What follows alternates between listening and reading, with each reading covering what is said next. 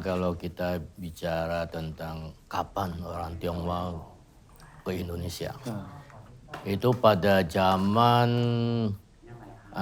1700-an, di mana saat itu Sultan mengundang orang-orang Tiongkok untuk dipekerjakan di tambang-tambang emas. Di situ migran besar-besaran dari Tiongkok migran ke Kalimantan, khususnya Kalimantan Barat, yang dipekerjakan tambang emas di Menterado dan Mandor sebagai kerja rodi. Lalu berikutnya itu berdirilah satu kongsi yang disebut Lanfong Kongsi. 1772 datang seorang tokoh Tionghoa yang namanya Lo Fong Pak, masuk ke Pontianak dan jadi pemimpin kongsi-kongsi di Mandor. Mereka meminta orang Tiongkok ini, orang China ini datang. Kenapa? Karena mereka yang mengerti tentang teknologi pertambangan emas. Maka diundang. Yang pertama cuma 20 orang, Nyisip Sasen dari Brunei masuk, Jitsit Sikungho. Kemudian kerajaan Sambas juga juga melakukan undangan serupa ya ke orang Tiongkok China ya pada Sultan Sambas Umar Aka Madin Jitkiu Citship 17960 itu Sultan Sambas juga mengundang orang China, orang Tiongkok masuk ke Singkawang ya. Jadi ada ketemu tambang emas di Menterado. Jadi karena orang China sana, orang Tiongkok sana, ya khususnya suku Hakka, itu tipenya adalah pekerja keras.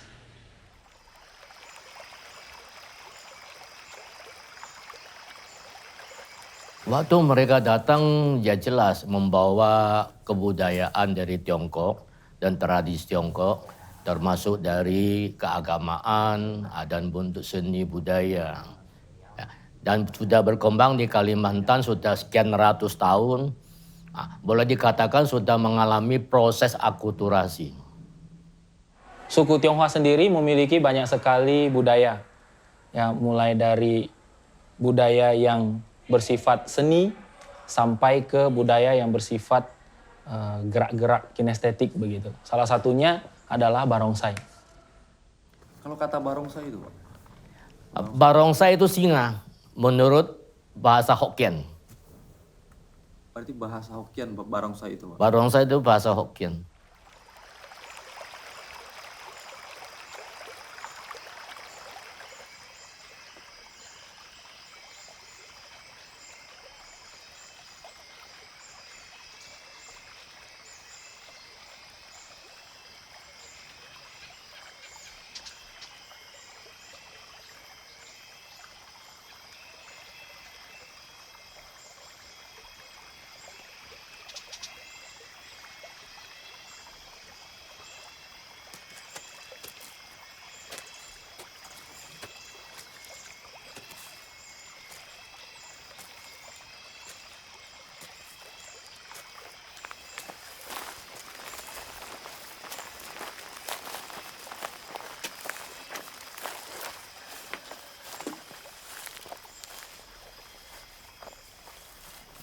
Sejak saya kecil, barongsai itu adalah binatang yang sakral begitu. Karena waktu saya kecil, kalau ada kegiatan ritual begitu, biasanya kita mengundang barongsai. Tujuannya untuk apa ya?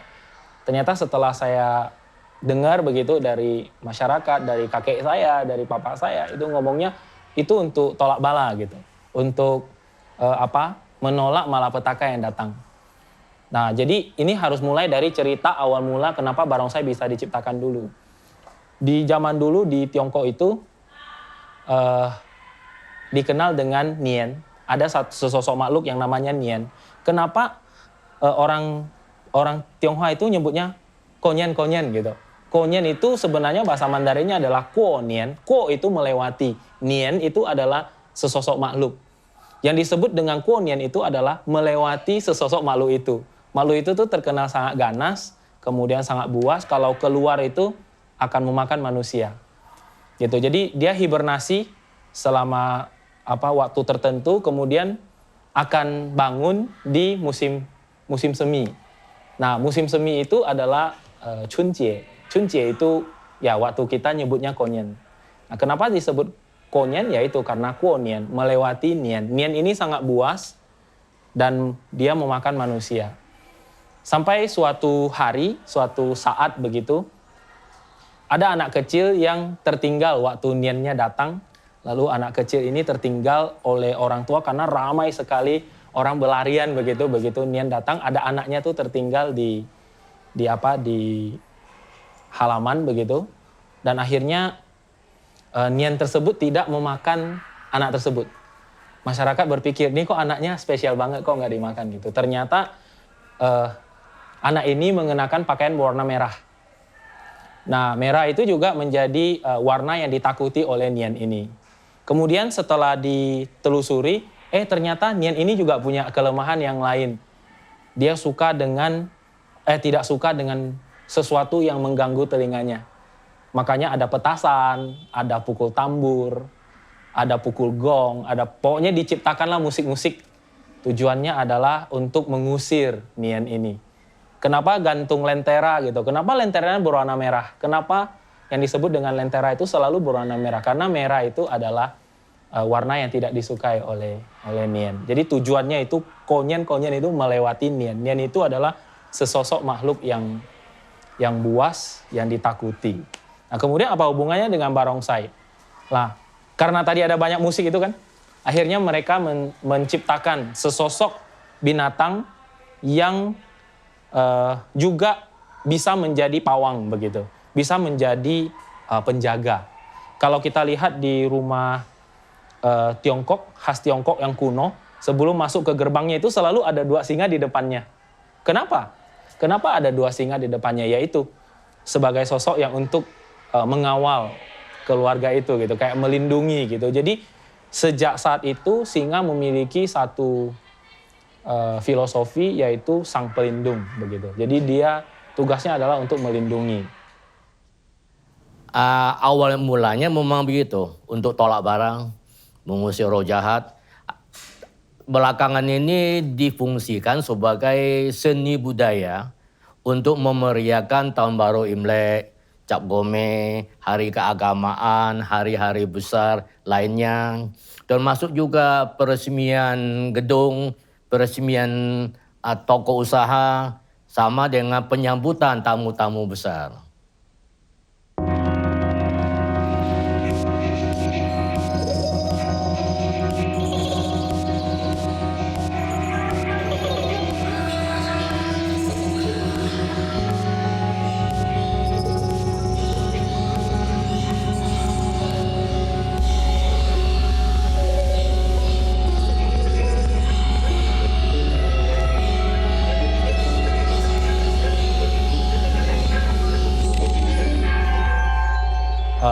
Kita cerita dulu dari perspektif ritual begitu ya. Kayak misalnya begitu kita mau masuk ke kelenteng tertentu atau kita masuk ke rumah tertentu begitu, itu ada ritual yang tidak boleh tidak ada, yaitu cuci kaki.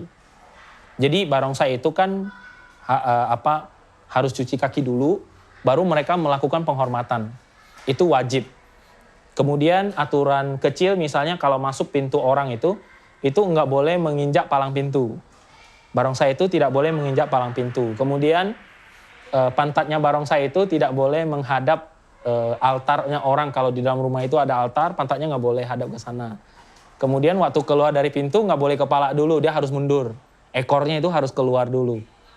Nah, itu aturan paten yang tidak boleh berubah kalau secara ritual gitu. Kemudian selain barongsai kan ada juga yang namanya naga. Jadi kalau barongsai ketemu dengan naga dia harus hormat. Gitu. Ada lagi di atas naga yang namanya Shilin. Shilin itu sesosok binatang lain lagi, ya, yang naga pun kalau ketemu harus hormat begitu. Nah, jadi dari segi ritual itu wajib untuk dipatuhi dan ada banyak sekali ketentuan-ketentuannya gitu. Tadi saya menyebutkan beberapa secara ritual. Kalau yang berbentuk ritual, dia kan biasa ditunjukkan untuk menghormati para dewa. Nah, itu ada caranya. Kalau berkunjung ke rumah, beda lagi caranya. Kalau ke rumah, waktu selesai atraksi di dalam ruangan, waktu keluar, dia mesti melangkah mundur, tidak boleh langsung melangkah mundur. Peresmian kelenteng yang baru, kemudian pembukaan toko atau usahanya orang Tionghoa, ulang tahun, pernikahan, bahkan sampai pemakaman pun ada yang menggunakan ritual barongsai. Dan cara mainnya itu memang berbeda-beda. Setelah sampai di ruangan, mulailah atraksi. Nah, dengan maksud menolak hawa-hawa negatif, hawa-hawa yang negatif, lalu membawakan hawa positif, bawa keberuntungan, rezeki, supaya keluarganya sehat, supaya keluarganya panjang umur, penuh rezeki. Kalau dia ngambil hijau, biasa hijau kan ada angpau, daun hijau. Itu punya makna bahwa membawakan keberuntungan, modal bisa berbunga. Waktu saya belajar barongsai dengan guru saya membawakan perspektif lain tentang barongsai ke saya, yaitu barongsai sebagai cabang olahraga. Semula saya agak terkejut, nih barongsai kok bisa jadi olahraga gitu. Ternyata ada benar-benar ada wadahnya gitu. Kayak di Indonesia kan kita kenal ada yang namanya FOBI. FOBI itu Federasi Olahraga Barongsai Indonesia. Jadi ada dua perspektif. Yang pertama adalah secara ritual, yang kedua itu perspektif olahraga.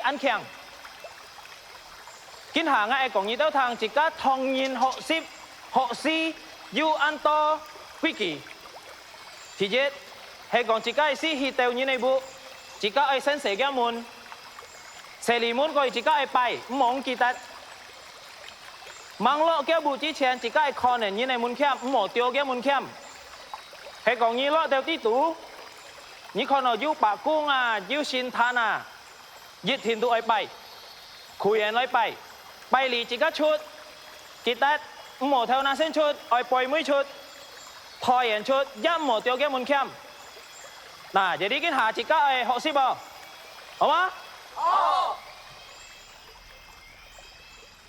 Kalau di China, mayoritas pemain barongsai itu dasarnya adalah wushu.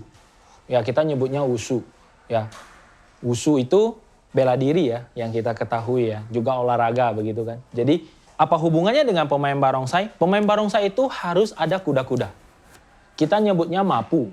Ya, mapu yang paling bagus itu adalah mapunya seorang pemain wushu. Tapi bukan berarti orang yang tidak bisa wushu tidak bisa bermain barongsai, tidak juga. Sejak dijadikan sebagai cabur gitu ya, cabang olahraga, banyak juga pemain barongsai yang mulai dengan latihannya itu latihan mapu.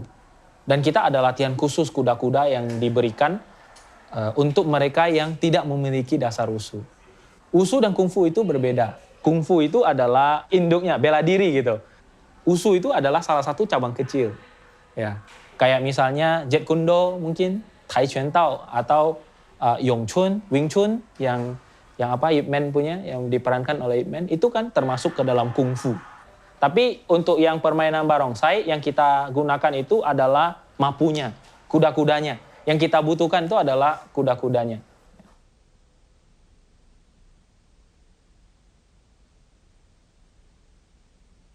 Yang bisa kungfu belum tentu bisa main barongsai. Yang bisa main barongsai belum tentu bisa kungfu juga. Betul, ini benar. Ya. Betul. Oh gitu. Jadi Karena kan barongsai punya gerakan sendiri. Betul, yang harus dipelajari secara teratur juga. Karena di dalam kungfu ataupun di dalam ilmu bela diri itu tidak ada gerakan barongsai di sana. Tapi pemain kungfu akan lebih mudah untuk belajar barongsai. Kenapa? Karena badannya itu sudah jadi. Orang bilang bentuk mapunya, kuda-kudanya itu sudah jadi. Begitu kita minta ca mapu, begitu mereka langsung turun dan jadi. Gitu. Dan endurance-nya mereka itu cenderung lebih kuat. Daya tahan mereka lebih kuat. Nah, karena mereka lebih kuat, maka mereka itu lebih tahan banting untuk belajar barongsai gitu. Kemudian mereka yang belajar wushu itu kecenderungan badannya lebih ringan. Ya, karena dia juga sampai terbang-terbang kan. Ya, melayangkan kakinya di atas dan sejenisnya begitu. Itu sangat cocok ketika dia bisa naik ke atas kepala. Waktu orang mengangkat dia naik ke atas kepala itu dia lebih bisa langsung dengan mudah untuk stabil berada di atas. Sedangkan orang yang belum pernah memiliki dasar-dasar wushu begitu, itu susah untuk belajar keseimbangan.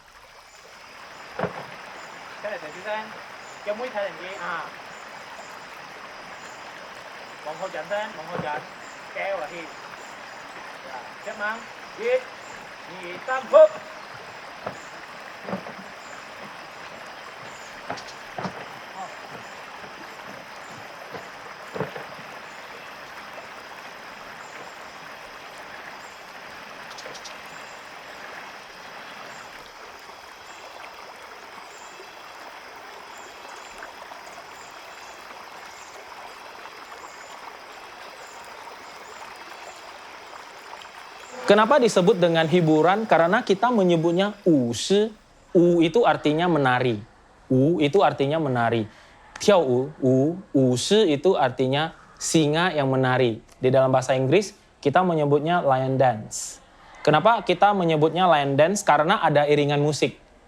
Ya, alat musik utama untuk mengiringi permainan barongsai itu ada tambur yang disebut dengan ku. Lalu ada simbal. Ya, simbal itu kita sebut dengan po. Satu lagi itu kenong. Kenong itu gong. Atau kita nyebutnya luo. Ya, jadi tiga itu dibuat sedemikian rupa, dibuat harmonis sehingga membentuk iringan atau suara-suara tertentu, dan suara itu yang menjadi iringan untuk barongsai bergerak. Gitu. Dari dulu sampai sekarang dari perspektif ritual maupun perspektif olahraga, terutama di olahraga, gerakan barongsai itu sangat bergantung pada musiknya. Jadi musiknya kayak gimana, barongsainya geraknya kayak gimana, itu paten banget. Gitu. Tidak bisa diubah. Ada jurus-jurus tertentu, ada gerakan-gerakan tertentu, dan ada dikasih nama, dan ada pukulan, ada ritmenya, ada intonasinya. Nah, dengan intonasi yang harmoni itu, yang ternyata ditangkap oleh pemain barongsai, lalu mereka melakukan gerakan yang akhirnya disebut dengan tarian. Nah, kalau mereka sudah menyebut tarian, itulah perspektif kenapa bisa dikatakan menghibur. Kenapa bisa entertain? Karena dance. Gitu. Dance itu kan sifatnya entertain. Kalau di Tiongkok itu ada beda. Ada barongsai utara, ada barongsai selatan. Yang berkembang di Indonesia ini barongsai selatan. Yang mana bervariasi bentuknya, matanya besar, telinganya besar. Yang disebut dalam barongsai itu identitas dan ornamennya sama, mulutnya selalu seperti ini. Kemudian matanya ada ininya ya, ada hidungnya, kemudian ada juga tanduknya, semua sama. Kita kasih contoh misalnya ini kan lokal, itu Singapura sama aja. Tapi bahan yang dibikin mungkin berbeda. Di dalamnya ada yang bikin pakai bambu, ada yang pakai rotan. Ya, kemudian bulu, ya bulu juga ada yang berbeda. Ada yang dengan bulu domba, kemudian ada juga dengan bulu yang lain. Ya, jadi barongsai ada banyak jenis sih. Dari bahan juga mungkin berbeda. Kain, ya kain yang digunakan untuk baju juga beraneka ragam.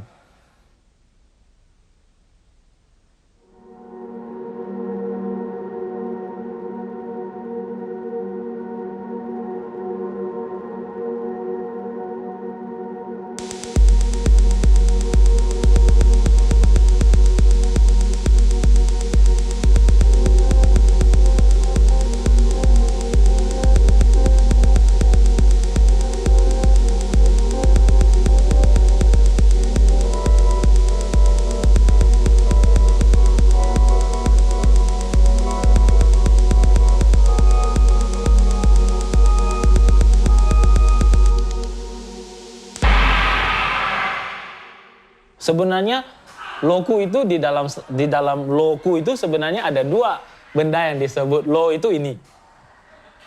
Yang ini, yang gong itu. Nah, ku-nya itu adalah ini. Ya, makanya mungkin banyak yang salah persepsi gitu ya. Lo itu adalah ini, ku itu adalah ini. Makanya tadi saya menyebutnya ini namanya ku. Ku itu artinya tambur, lo itu artinya kenong. Masih ada satu lagi namanya simbal. Ya, namanya po. Ya.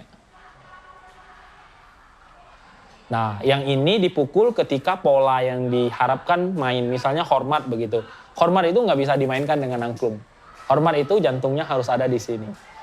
Jurus-jurus yang utama yang dimainkan itu harus mulai dari sini. Semua pemain itu lihatnya ke sini. Ya, kalau pemain kunya tidak mukul, maka pemain simbalnya, pemain gongnya juga nggak mukul. Gitu.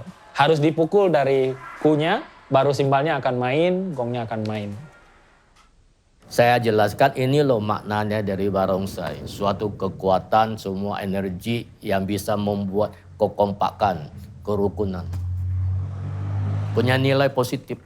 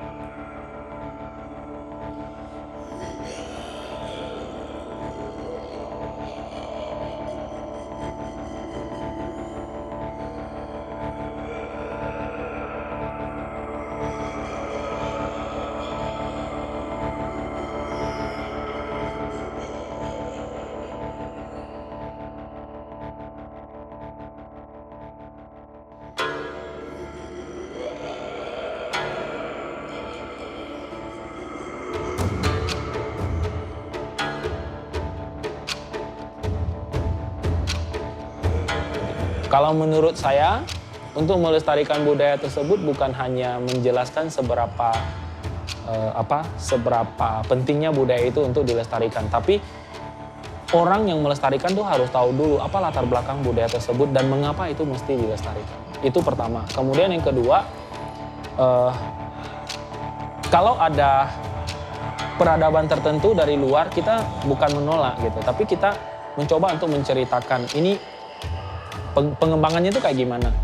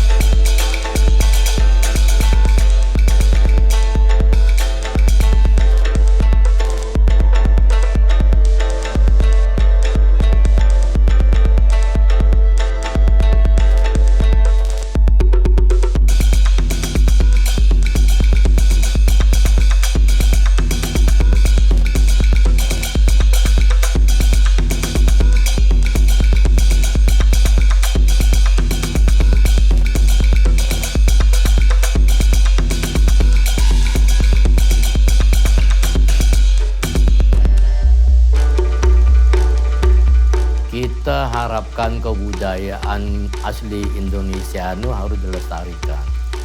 Nah, untuk perkembangan zaman globalisasi, kebanyakan anak-anak muda suka dengan budaya barat. Mau yang praktis, yang gampang, yang sesuai hak asasi, kesamaan gender, Padahal itu sudah menyimpang dari budaya timur, budaya Indonesia. Karena kebudayaan kan sifatnya sosial, lebih bergaul. Kalau itu dilupakan, munculnya manusia yang ego. Rasa kebersamaannya itu akan berubah. Anak muda suka tertarik dengan budaya barat, kebarat-baratan. Pola hidupnya kebarat-baratan. Yang ketimurannya itu ya makin mundur. Itu harus kita perhatikan, kembalikan budaya kita sendiri.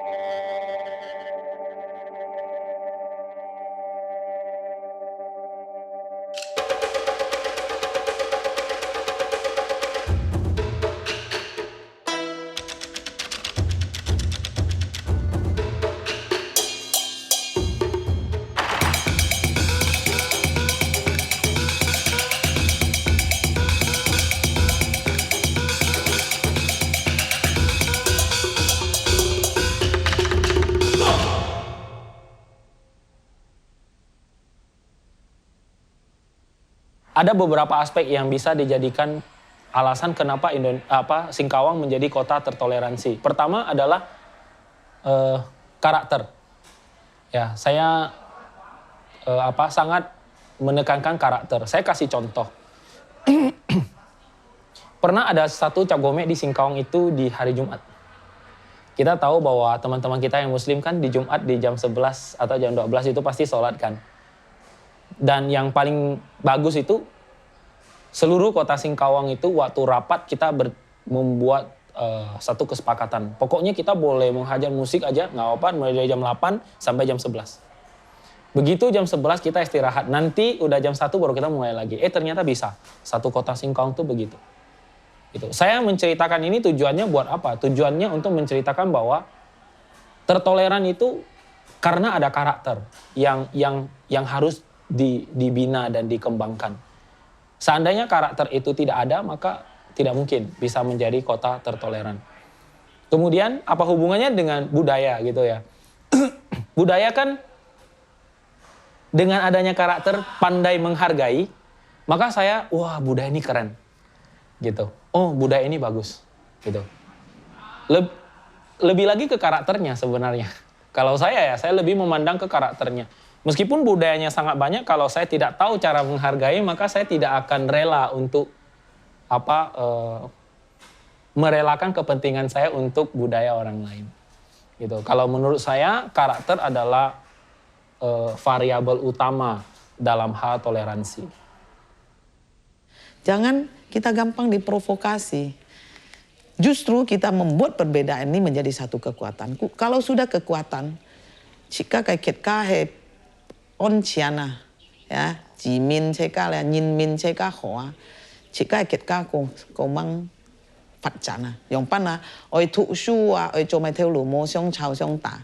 Tapi kalau negara kita lagi perang saudara, sekolah tidak bisa, anak-anak perempuan jadi korban, kerja tidak fokus.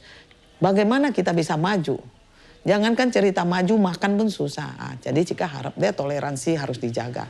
Jadi jika dia harus diedukasi. 5 menit kita pecah belah gampang, tapi menjaganya tidak segampang itu. Memperjuangkan tidak segampang. Sudah berjuang, menjaganya juga tidak gampang. Congmen koi loh. Cincai pun ke lung fo yu siong cawa. Kalau siong siong yu jadi wah ya, pau cawa ya. Itu yang harus dijaga. Yang budaya yang positif, yang bermanfaat itu kita harapkan bisa dikembangkan, diturunkan dari generasi ke generasi berikutnya. Karena itu milik budaya kita, Indonesia.